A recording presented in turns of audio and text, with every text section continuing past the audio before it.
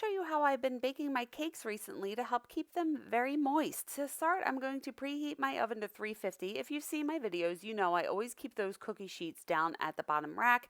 I was told a long time ago that it helps to evenly distribute the heat. With these newer ovens, it's not necessary, but I always keep them down there. But now I'm going to take 2 cups of water and pour 1 cup of water in each of the pans and then let that come to 350 degrees. And then I'm going to put my pans in the oven. So it's going to basically steam these cakes as they are baking. So I'm going to put them in there for about 40 minutes and check. And I checked after 40 minutes and the cakes still weren't done. So I'm going to put them back in and keep checking every like 5 to 10 minutes. The one on the left was finished, so I'm going to remove that. So these all bake at different times when I have the oven filled with cakes.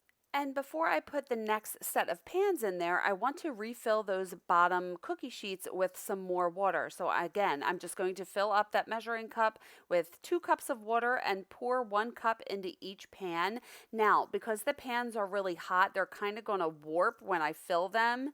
So just be very careful as you refill these pans when the oven is still hot. But then I want to close the door and then let the oven heat back to 350 before I put any other cakes in there. And here are my cakes. I just let them cool for about 5 minutes and then I flip them upside down on a piece of plastic, remove that nail in the center, and I have videos showing you how I bake and freeze my cakes, and I will link that below. But I lightly wrap them in the plastic wrap, and freezing them does also help preserve the moisture in your cakes.